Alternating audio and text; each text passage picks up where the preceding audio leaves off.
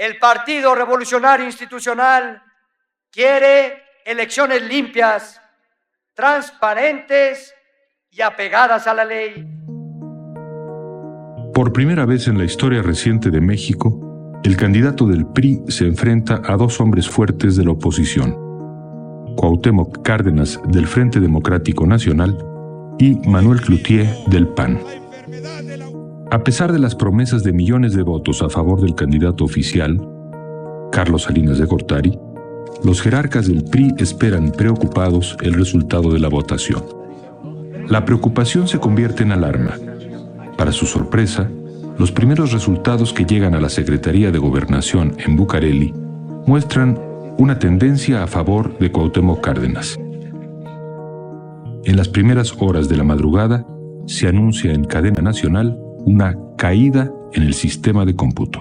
El secretario Bartlett allí tratando de explicarnos, jugando con un lápiz, que condiciones climatológicas impedían dar los resultados. De imputaciones.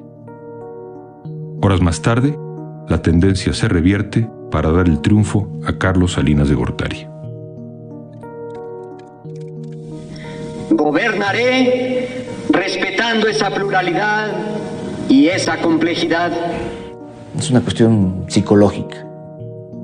Siempre él había triunfado, un niño aplicado en la escuela, nerd se llama ahora, y no contaba con que se le iba a presentar Cuauhtémoc Cárdenas y le ganara la elección presidencial. El sistema ignora las voces que refutan el triunfo de Salinas y sigue adelante. Estábamos determinados, aquellos diputados de la oposición, del PAN, del Frente Democrático, decididos a impedir que fuera nominado presidente de la República.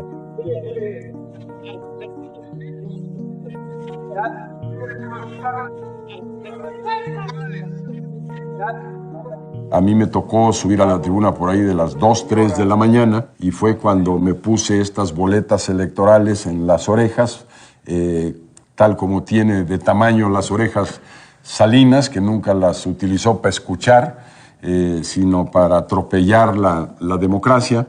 Presidente constitucional de los Estados Unidos mexicanos del 1 de diciembre de 1988 al día 30 de noviembre de 1994, el ciudadano Carlos Salinas de Gortari.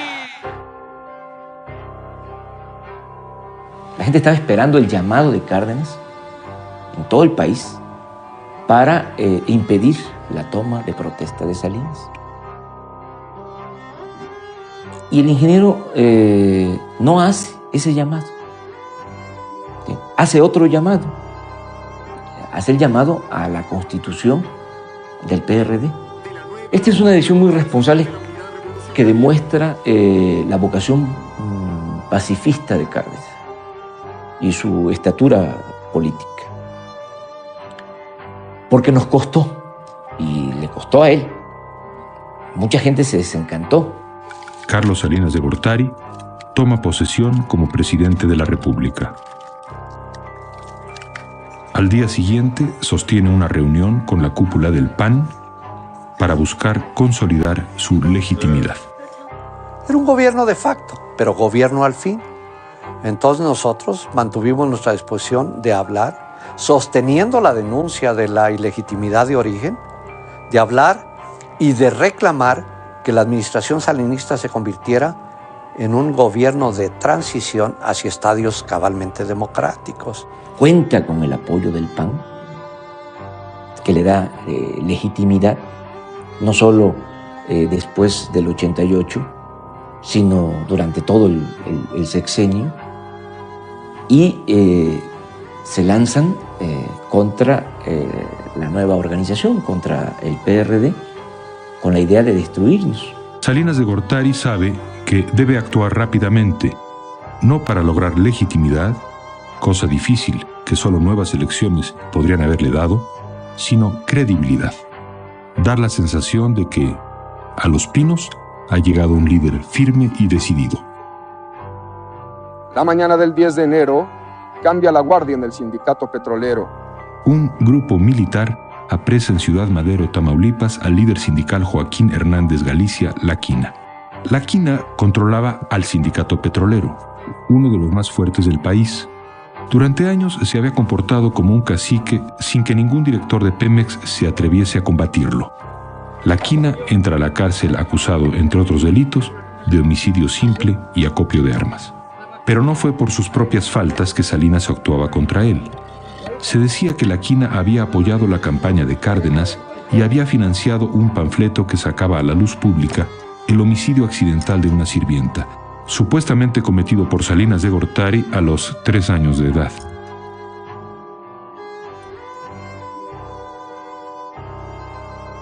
Se le va a hacer pagar su desacato al sistema y a Salinas en lo particular, y se va a hacer un castigo ejemplar. Lo que le pasó a La Quina le podía pasar a cualquier otro de los líderes obreros, incluido a Fidel Velázquez. La lección la aprenden rapidísimo. La reacción social fue una mezcla de admiración y alivio. La figura de Salinas de Gortari creció. En efecto, había un líder en Los Pinos.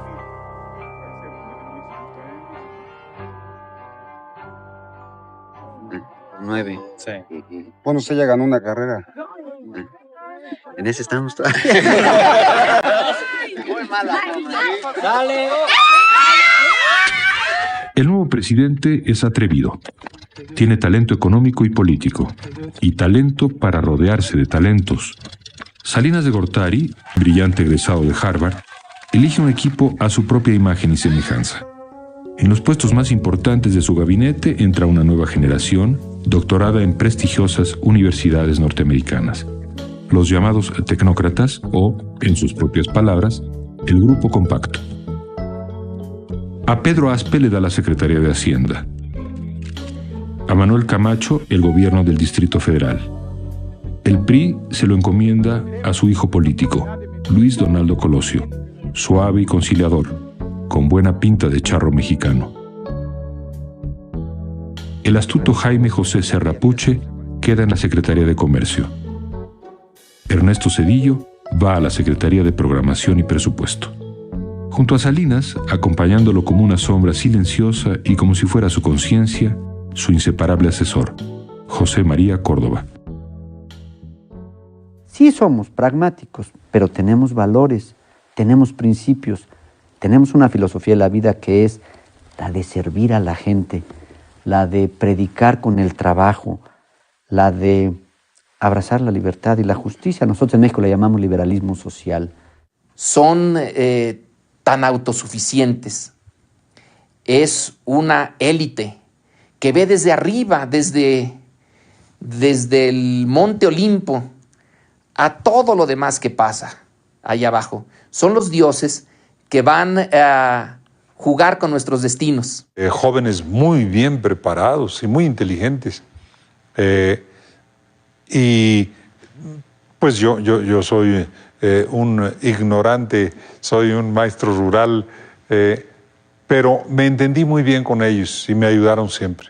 Salinas equilibra su gabinete con Carlos Hank González en Turismo, Manuel Bartlett en la Secretaría de Educación, Fernando Gutiérrez Barrios en Gobernación, hombres fuertes del sistema y de la línea dura del PRI.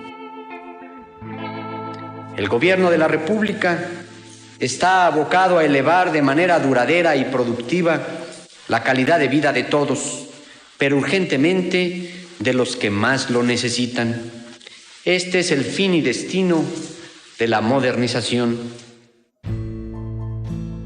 Con el apoyo incondicional del octogenario líder y presidente vitalicio de los obreros Fidel Velázquez, se firman los pactos entre la CTM, el gobierno y los empresarios. En muchos otros países, un ajuste así de drástico en los salarios, como el de 1990, hubiese arrojado a los obreros a la calle en protestas multitudinarias, no en México. Es una de las ventajas del corporativismo, comentaba Salinas. De esta manera, el gobierno utiliza un instrumento político premoderno para corregir el rumbo económico y despegar hacia su anhelado sueño de modernidad. Juntos seguiremos triunfando en esta lucha. Juntos haremos sin duda más grande a nuestra patria. ¡Viva la Confederación de Trabajadores de México! ¡Y viva México!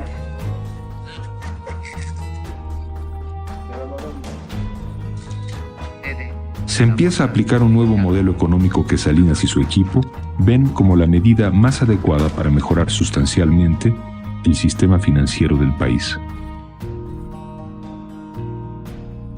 El corazón del proyecto era económico, la política era económica, la relación con el exterior era económica. Entonces ellos llevaban todo. La economía era la que asignaba los premios y los castigos al grueso de los mexicanos. Juntos realizamos la transformación de nuestro país y la imagen que de él se tiene en el exterior. Los invito a que sigamos trabajando todos unidos como mexicanos para forjar una patria mejor para nosotros, para nuestros hijos y los hijos de nuestros hijos. Salinas actúa en consecuencia y se atreve a plantear el Tratado de Libre Comercio con los Estados Unidos y Canadá. En los meses siguientes, se dedica a promover el proyecto con toda determinación. En ocasiones hablan de ayuda, pero nosotros no queremos ayuda, queremos comercio, y comercio libre, para que de esta manera podamos tener un mejor desarrollo dentro de la región. El tratado es importante para México, como lo es para Estados Unidos y Canadá, para que la región recobre la competitividad que ha perdido frente a Europa o los países del Pacífico asiático. Es importante que ellos entiendan que los mexicanos no queremos ser como los americanos, ni como los canadienses.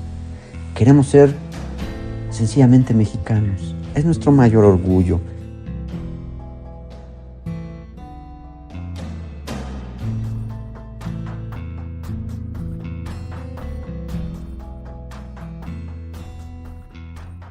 El presidente Carlos Salinas de Gortari y el regente Manuel Camacho recibieron de manos de la actriz cómica Carmen Salinas sendas diosas de plata por la mejor actuación y coactuación respectivamente. El prestigio interno de Salinas crece y cuando dice que México puede ingresar al primer mundo, lo cree en verdad. Su mayor acierto es su actitud. Es un gran vendedor. Hace que México piense más en el futuro que en el pasado. El hechizo salinista parece convertir los sueños en realidad.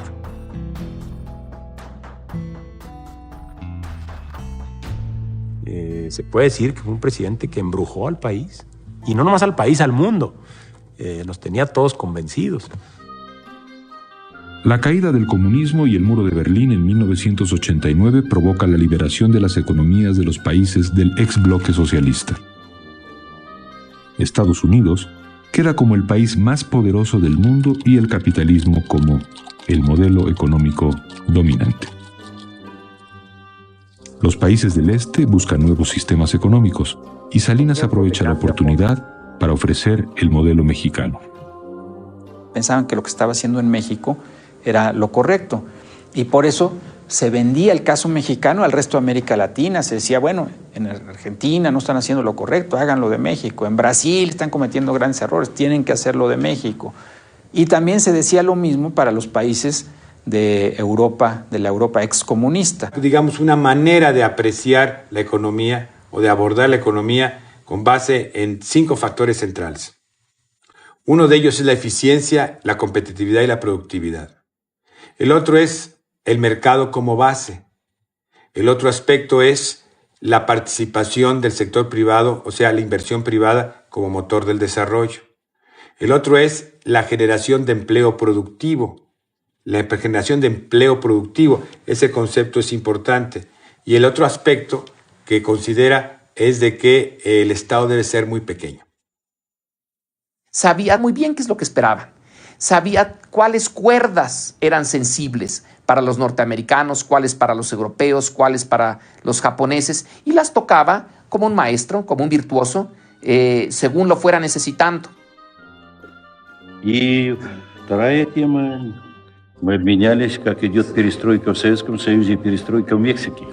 El segundo tema. Yo creo que Jacobo podría decirle algo al presidente Havel.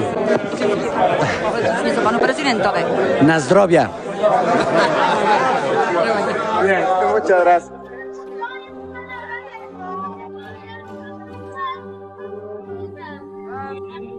So when I speak of Americans and Mexicans, I can only say, somos una familia. We are one family. Salinas no mira únicamente hacia el norte, también hacia el este y al oeste. Busca el reconocimiento de la comunidad europea y abre las puertas del comercio a los países asiáticos y a los países de América Latina. México ha planteado a los países latinoamericanos que un posible acuerdo de libre comercio con los Estados Unidos y Canadá haría de nuestro país un sólido puente comercial hacia el norte y sur del hemisferio.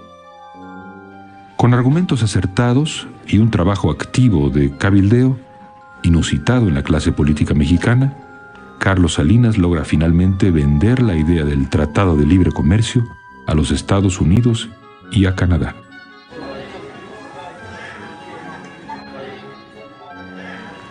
The world is also watching, because President Salinas is leading Mexico through an era of exciting, unprecedented reform.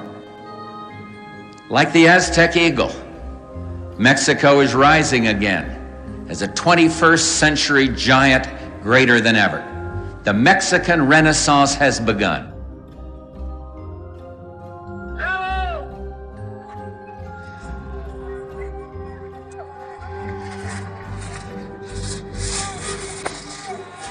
Hay que recordar una frase que dice Fidel Velázquez en agosto de 1991, después de la elección, después del triunfo arrollador del PRI en las elecciones intermedias, federales intermedias. Dice, Salinas lo merece todo, incluso la reelección. Es Fidel Velázquez, es el corporativismo, ¿no? Su imagen internacional no supera la fama de Emiliano Zapata, pero llega a las páginas de todos los periódicos y revistas del planeta.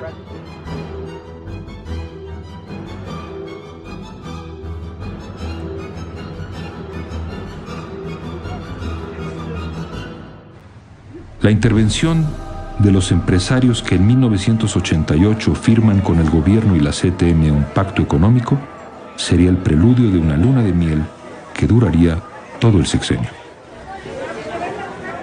Nosotros privatizamos los bancos, la compañía telefónica, las líneas aéreas, la siderurgia, las minas. Estamos ahora procediendo a privatizar los puertos, los aeropuertos. No hay modelos. En México lo que nos ha funcionado es un sistema de privatización a través de subasta pública. Creo que uno de los objetivos era crear el tipo de empresario y empresa que fueran competitivas en el mundo. Pero no es cualquier privatización, es una privatización muy selectiva. Se le va a dar a quienes son apoyos seguros, confiables e incondicionales, no del régimen, sino de Carlos Salinas en particular. Algunos recursos de las privatizaciones se canalizan adecuadamente para pagar intereses de la deuda externa. Otros se utilizan para promover obras de beneficio social en un programa que tiene un éxito notable en casi todo el país. Se llama Solidaridad. No son dádivas lo que se requiere para enfrentar injusticia, olvido, hambre. Lo que se busca es crear las condiciones necesarias para que los que sobreviven en la pobreza puedan, a través del mejoramiento con su trabajo, superar su condición. Con estas obras de solidaridad vamos para adelante y esperamos el progreso no de la colonia, es más, el progreso de México. ¿De bien va la siembra? ¿Cómo le hiciste? Si yo me acuerdo que hasta te querías ir al otro lado. Trabajando, Manuel. Trabajando. Palabra, Manuel. Confiaron en nuestra palabra.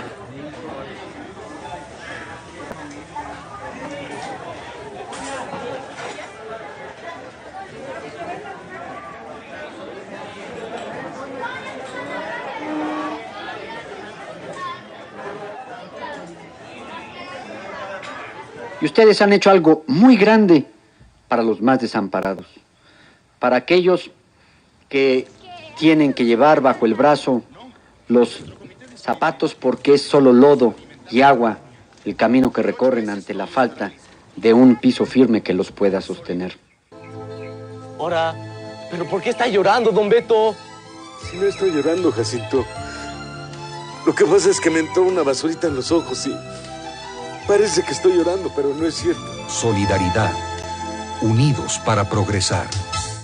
Solidaridad fue un programa de la más grave intromisión por parte del Ejecutivo Federal, que irrumpió con toda legalidad, desconoció a la autoridad estatal y municipal. El presidente de la República se convirtió en el presidente municipal de todos los mexicanos.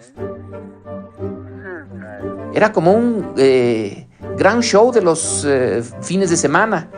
El presidente y su gran público, y él en completo dominio de ese público, con el dinero de Solidaridad detrás. Es en realidad el partido de Salinas. No se le llama así, pero sí se le piensa como tal. Y el viejo partido, el PRI, es el que recibe las, los golpes, y Solidaridad es el que recibe la legitimidad. Y Salinas se identifica con Solidaridad más que con el PRI. No hemos terminado. Seguiremos en los hechos, apoyando a los habitantes de las Margaritas, de Chiapas y de todo nuestro México. No están solos, compatriotas tojolabales. En los hechos seguirán teniendo el firme apoyo de su amigo, el presidente de la República.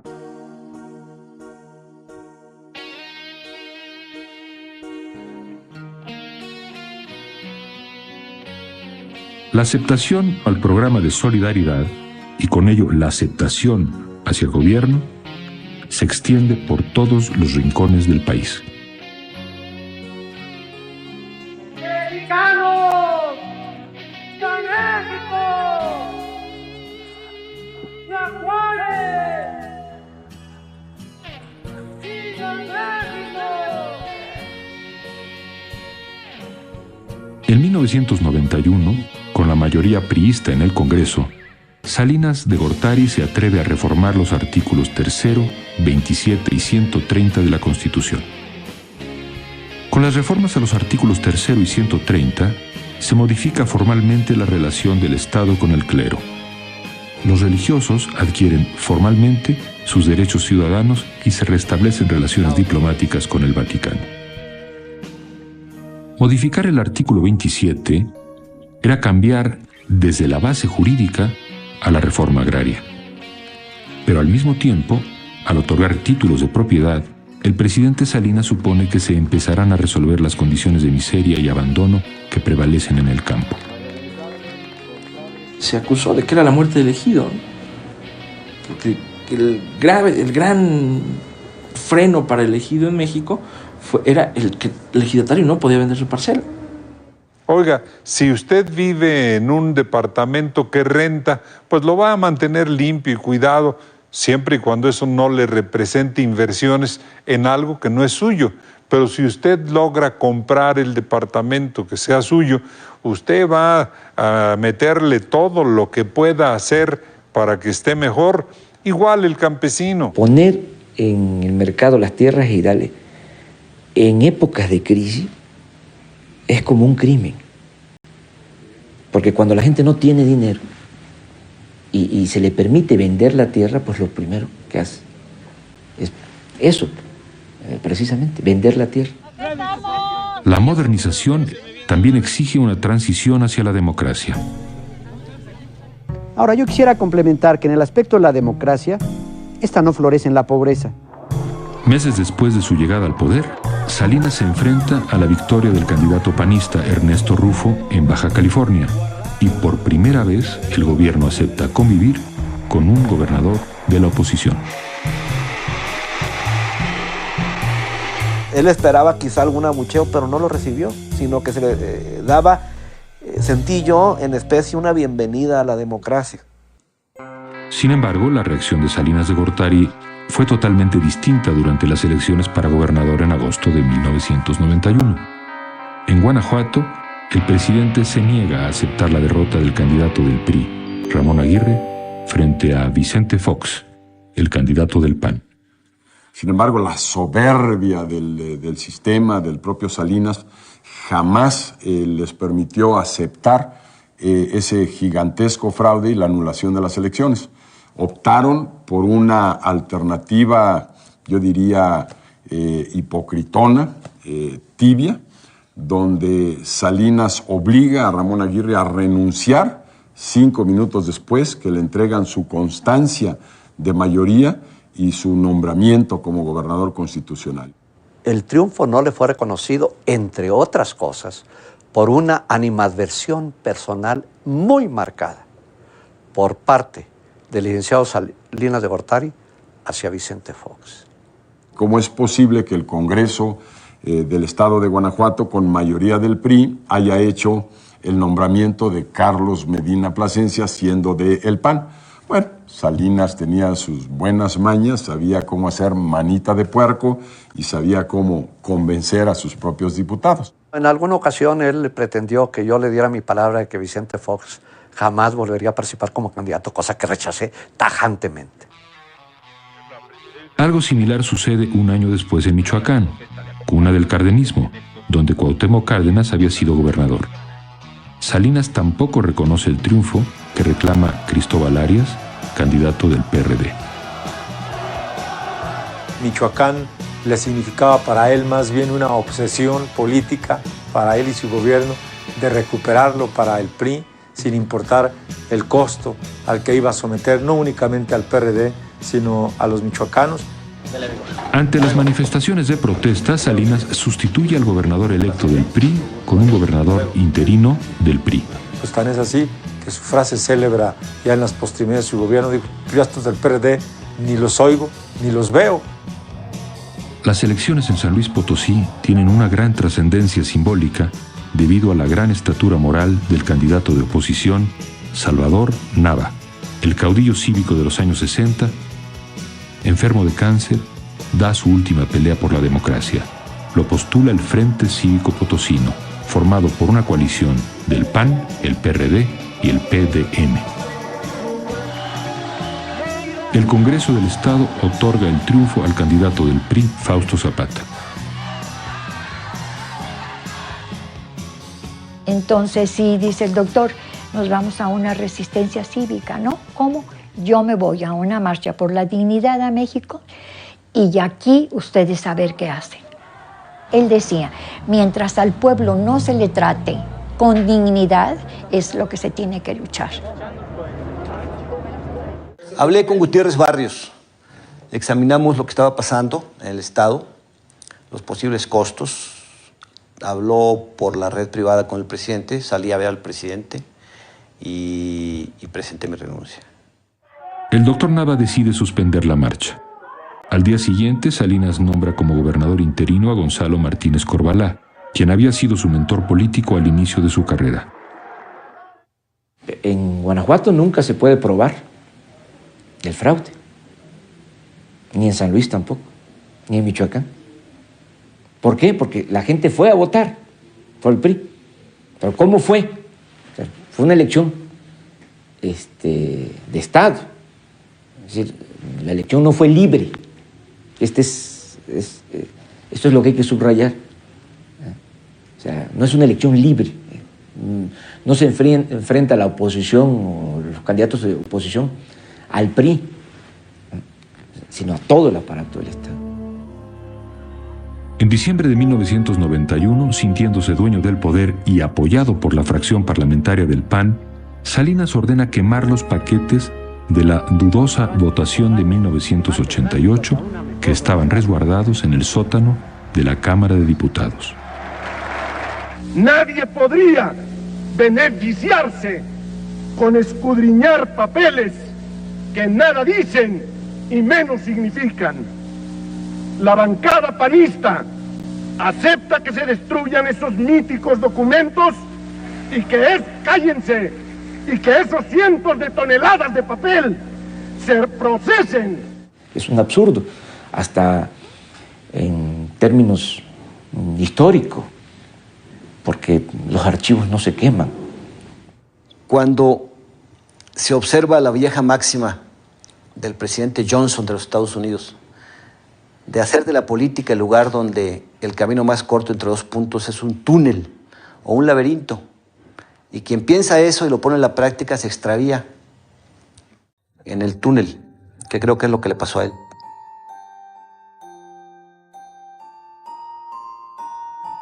Don Fernando Gutiérrez Barrios me solicitó aceptar su renuncia como secretario de Gobernación.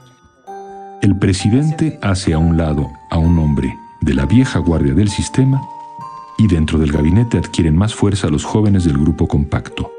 2 meses después, en el aeropuerto de Guadalajara, es asesinado el cardenal arzobispo Juan Jesús Posadas Ocampo.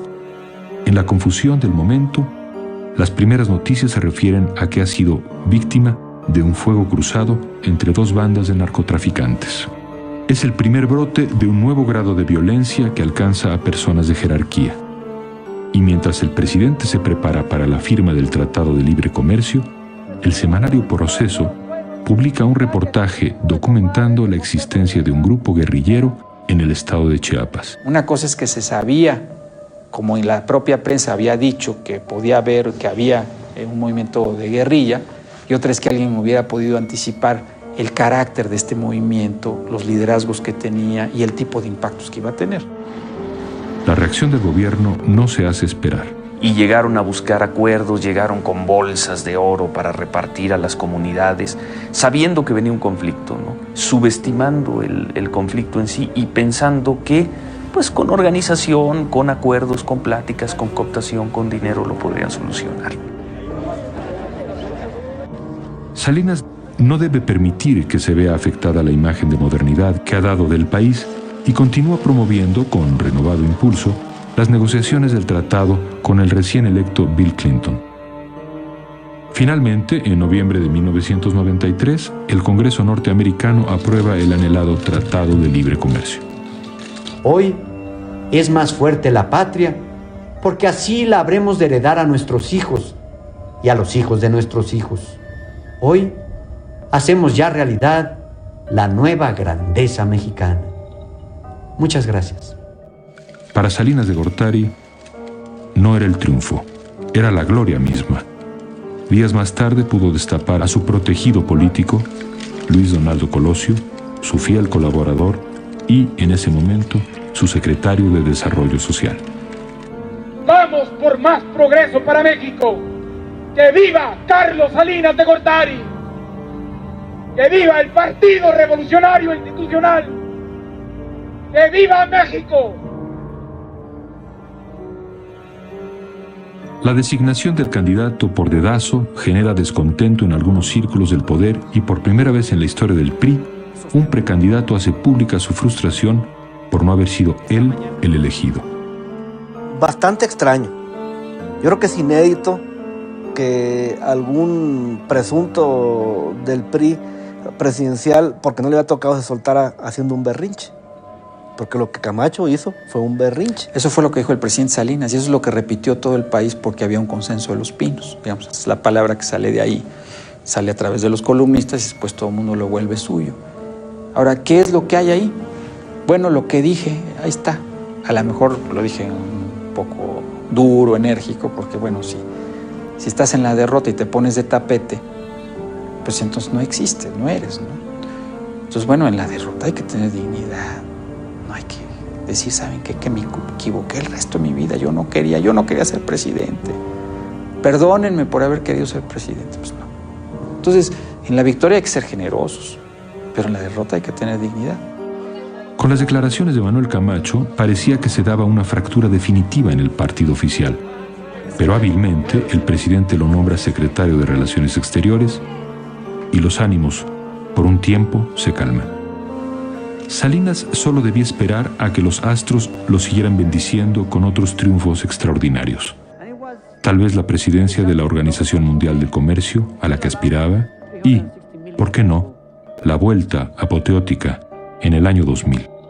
Sería el rey que inauguraría el milenio, no un presidente cualquiera, sino el dueño y señor del sistema político mexicano, el presidente imperial por antonomasia. Pero como Porfirio Díaz en 1910, tras las fiestas del centenario, la historia deparaba a Salinas, mientras celebraba el Año Nuevo, una sorpresa increíble.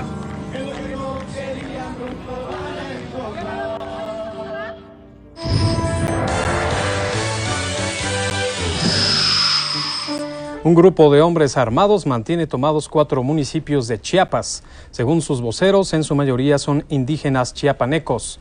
Este sábado comenzó otra etapa en el desarrollo económico de México al entrar en vigor el Tratado de Libre Comercio de América del Norte.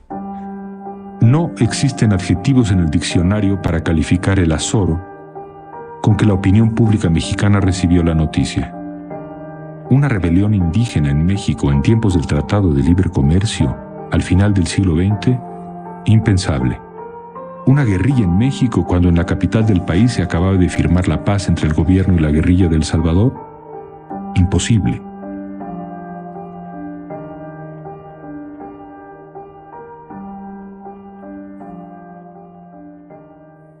Profesionales de la violencia, nacionales y un grupo extranjero, ajenos a los esfuerzos de la sociedad chiapaneca, asestaron un doloroso golpe a una zona de ese estado y al corazón de todos los mexicanos.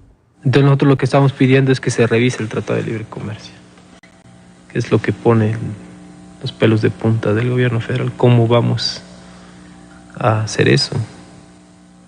¿Cómo va a venir a mí a decirme un indígena que ni siquiera sabe hablar español que el proyecto de mi sexenio no lo tomó en cuenta, más que para hacerle un ataúd en el mejor de los casos, o ni siquiera eso? El hecho de que un levantamiento en Chiapas estuviera 5 días en la primera plana del New York Times o en la noticia 1, 2 o 3 de las principales cadenas de televisión de los Estados Unidos, bueno, eso cambia todo, porque eso provoca consecuencias en la economía, provoca consecuencias en los Estados Unidos, provoca consecuencias en México.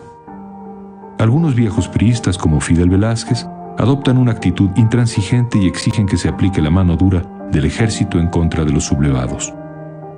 Pero la difusión del movimiento zapatista y su repercusión provocan que cambie la actitud del presidente Salinas.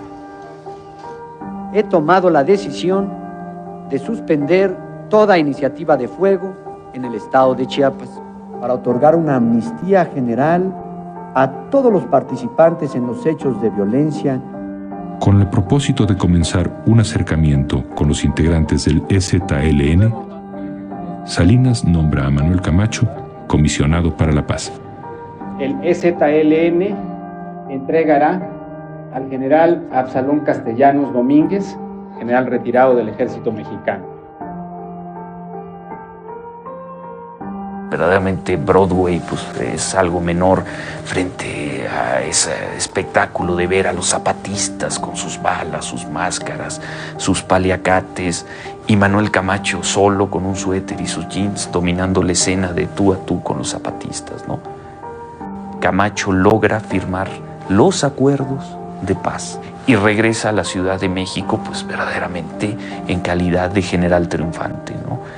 Donde, desde mi punto de vista, Manuel Camacho pierde piso.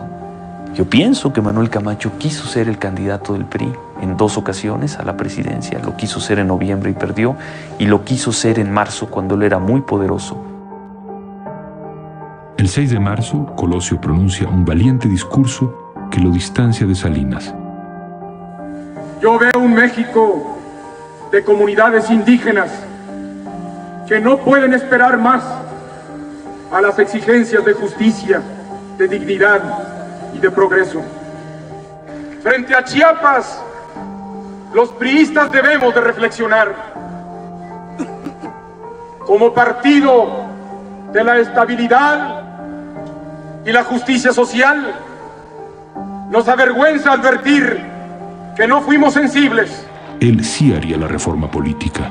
Él sí separaría al PRI del gobierno. Quiero ser presidente de México.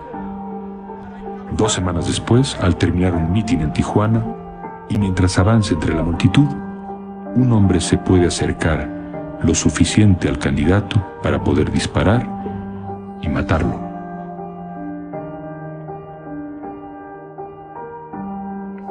Este hecho indignante e inaceptable para la familia de Luis Donaldo Colosio, para el PRI y para todos los mexicanos. Se cumplirá la ley, se hará justicia. En ese momento se da cuenta que ya no puede hacer lo que él quiera. O dicho de otro modo, que ya no él escribía la partitura, sino que tenía que tocar sobre una partitura, si no totalmente ajena, cuando menos que tenía que escribir junto con otros. Y que esto es la exhibición patente, brutal, de que el poder ya se le había escapado de las manos. La posibilidad de elección del nuevo candidato es, por razones jurídicas, muy reducida. Sin embargo, Ernesto Zedillo Ponce de León recibe el apoyo de personas cercanas a Salinas y es el candidato elegido. Las elecciones se posponen mientras el clima de inseguridad y angustia crece. El presidente hace un llamado a la unidad nacional. ¿A quién conviene el rumor? ¿A quién puede dar ventajas la confusión? Cerrar filas y redoblar el paso.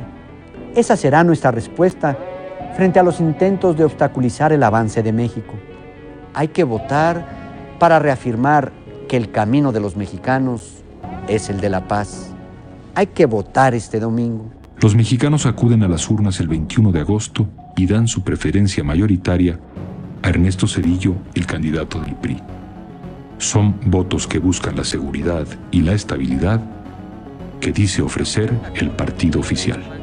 El 28 de septiembre, José Francisco Ruiz Massieu, secretario del PRI, muere asesinado en la calle de La Fragua, a unas cuadras del Monumento a la Revolución. La muerte del licenciado José Francisco Ruiz Massieu se trata de un crimen aberrante. Le he dado el pésame a su familia, cercana y entrañable.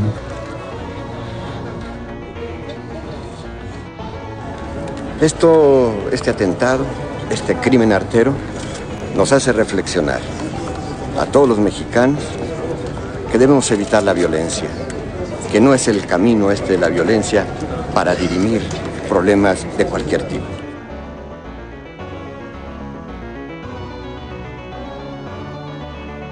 El país queda en vilo y el hechizo del sexenio se transforma en caos e incertidumbre. Las preguntas quedan en el aire.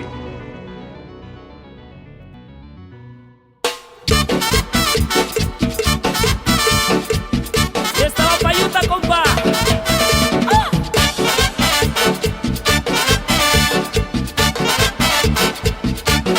Y vamos a la molienda. Y vamos a la molienda. De pronto veo venir cerquita de mí. Yo vi a una culebra mirando hacia mí. Yo grité, ¡ay, la culebra! Y yo grité, ¡ay, la culebra! La gente salió huyendo, mirando yo enojado. Toditos asustados comenzaron a gritar: ¡Huye, José! ¡Huye, José!